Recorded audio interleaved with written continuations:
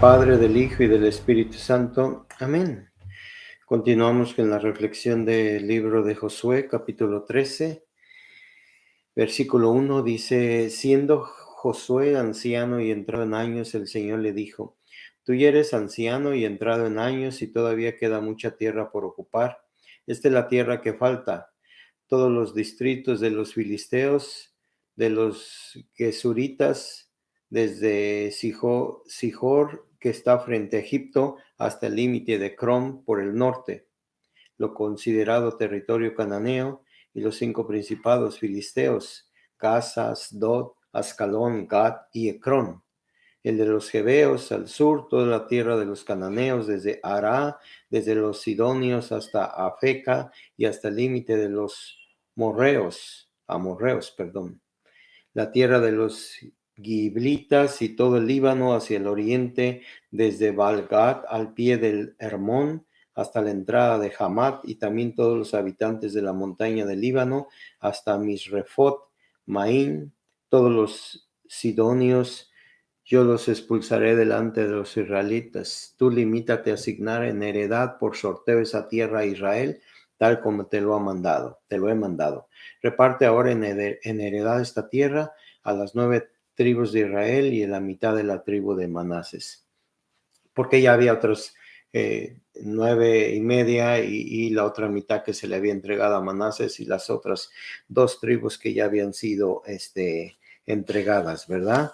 Y obviamente la tribu de Leví no tenía nada. Recordamos siempre que la tribu de Leví, que es los hombres que se dedican al culto, los sacerdotes, ellos tienen que vivir en medio de todas las comunidades y todas las comunidades tenían el deber de proveerles a ellos un espacio para que vivieran, ¿verdad?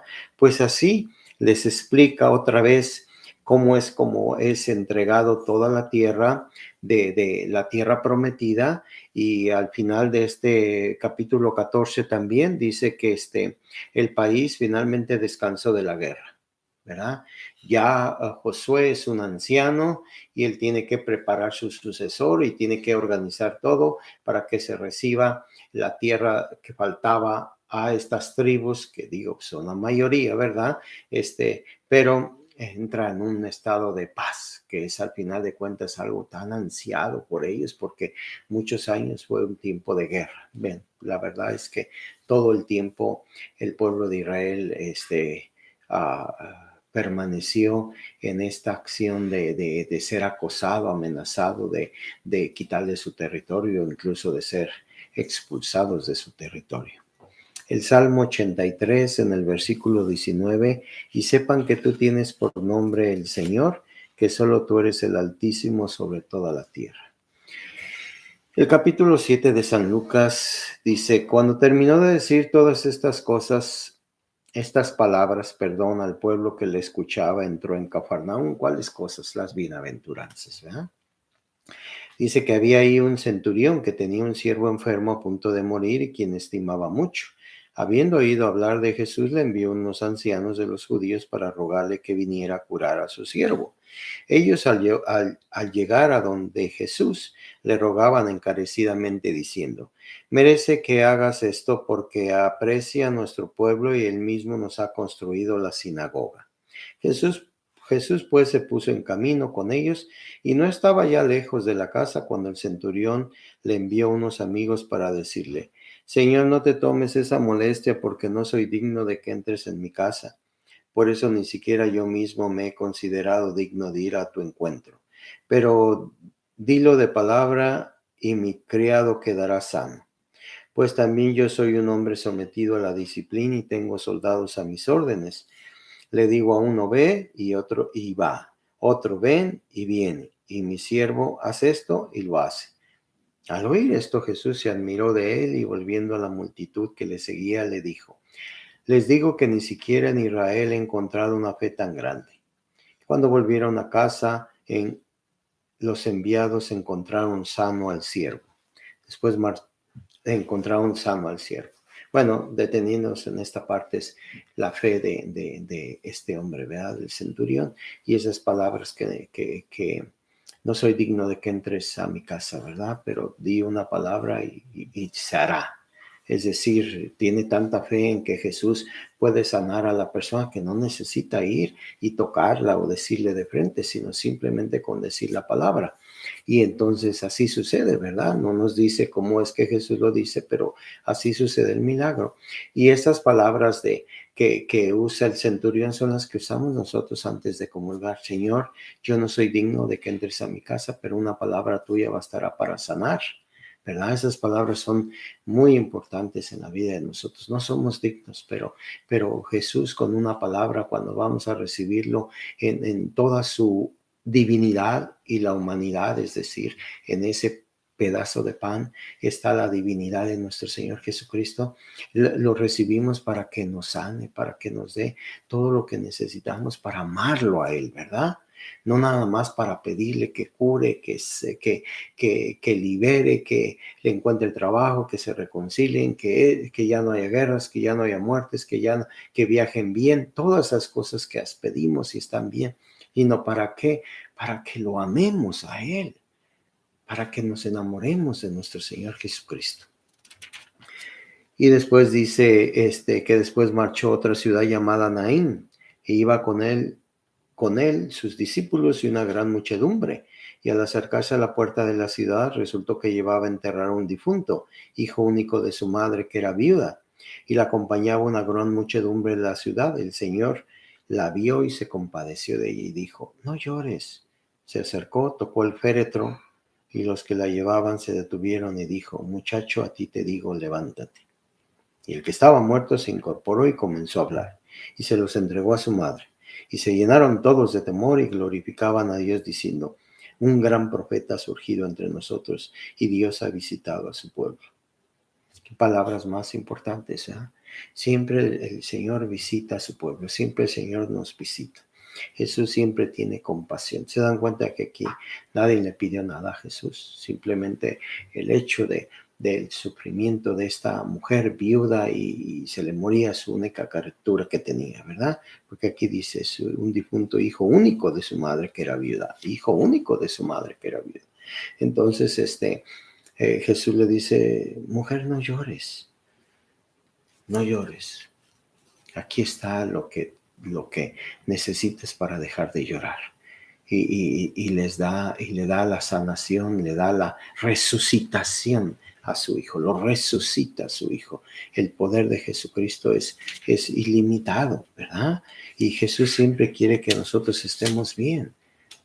Entonces, pidamos siempre a Jesús que tenga compasión de nuestra realidad y de nosotros, ¿verdad? Informaron a Juan sus discípulos y todas estas cosas, y Juan llamó a 2 de ellos y los envió al Señor a preguntarle: ¿eres tú el que ha de venir o esperaremos a otro? Cuando aquellos hombres se presentaron ante él, le dijeron: Juan el Bautista nos ha enviado a ti para preguntarte: ¿eres tú el que va a venir o esperamos a otro? En aquel momento curó muchos de sus enfermos, de sus dolencias, de sus malos espíritus, y dio la vista a muchos ciegos, y les respondió: vayan, anúnciele a Juan lo que han visto y oído: los ciegos ven, y los cojos andan, los leprosos quedan limpios, los sordos oyen, los muertos resucitan, los pobres se les anuncia el evangelio, y bienaventurado el que no se escandalice de mí. Vayan a decirle. Juan el Bautista llega un momento, ya está en la cárcel.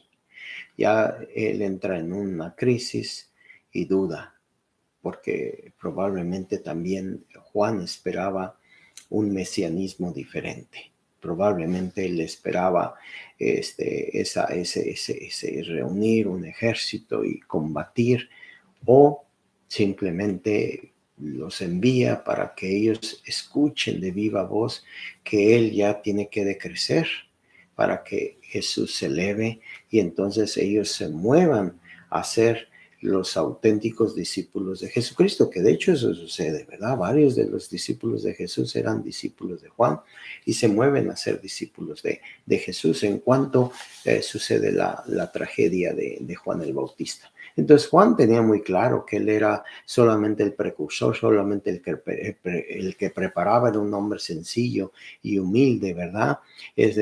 Nunca dio la impresión ni que, de que la gente pudiera tener otras expectativas por sus palabras y por su comportamiento. Juan era un hombre lleno de Dios y siempre fue muy claro como él hablaba y la forma en que él invitaba al pueblo a la conversión, ¿verdad? Al arrepentimiento de los pecados, al bautizo que eso significaba. Y no hay duda de eso. Entonces podemos pensar que era para el movimiento de sus discípulos mover a los ojos a Jesús y convertirse en discípulos de Jesús, porque humanamente se sentía agobiado en la cárcel o intimidado, golpeado como estaba sufriendo, y fue una crisis verdaderamente humana de Juan el Bautista, ¿verdad? Podemos pensar muchas cosas sobre esto. El punto es de que Jesús le manda a decir, pues díganle lo que está pasando y ya él juzgará por él mismo. Y aquí en el versículo 31 dice, así pues, ¿con quién voy a comparar los hombres de esta generación? ¿A quién se parecen ustedes? Dice, se parecen a los niños sentados en la plaza y que gritan unos a otros, que dice, hemos tocado para ustedes la flauta y no han bailado. Hemos cantado lamentaciones y no han llorado. Eso nos pasa a nosotros como católicos. Tenemos toda una experiencia de vida de fe y sin embargo no aceptamos plenamente a Jesucristo. No aceptamos su ayuda para liberarnos de todas nuestras ataduras, ¿verdad? No aceptamos los sacramentos como un camino de santidad, no compartimos nuestra fe con nuestros hijos. Entonces, una serie de situaciones que estamos viviendo. Dice, es que ustedes ven bailar y no bailan, ustedes ven llorar y no lloran. Es decir, dice él, en otras palabras, vino Juan y lo tildaron de esto, de esto, de esto. Aquí dice, ¿verdad? Vino Juan y porque no comía pan y bebía vino, dicen, tienen demonio, ¿verdad? Y viene el Hijo del Hombre y come y bebe y dicen, este es un glotón y es un bebedor y es amigo de pecadores y publicanos. Pero la sabiduría acredita por todos sus hijos. La sabiduría, o sea, tú tienes que ser sabio y sabia para hacer la voluntad de Dios, la sabiduría divina. La sabiduría divina no es igual que la sabiduría humana. En la sabiduría divina descubrimos a Dios. En la sabiduría humana no descubrimos a Dios. Te le pedimos a Dios en este día tan importante y tan especial en la vida de la humanidad, especialmente todos los que creemos en la redención, que Jesús venga a inundar nuestro corazón en esta noche de paz, ¿verdad? En este día tan significativo que Jesús se encarna en la humanidad. Bueno, perdón, ya se encarnó, pero nace, ¿verdad?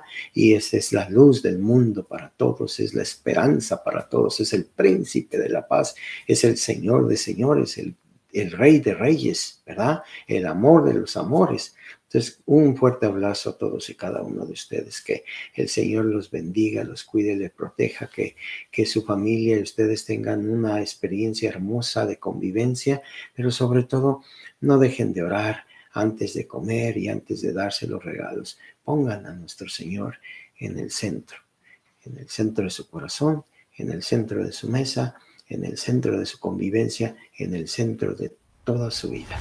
Que el Señor les dé una feliz Navidad. El Padre, el Hijo y el Espíritu Santo. Amén.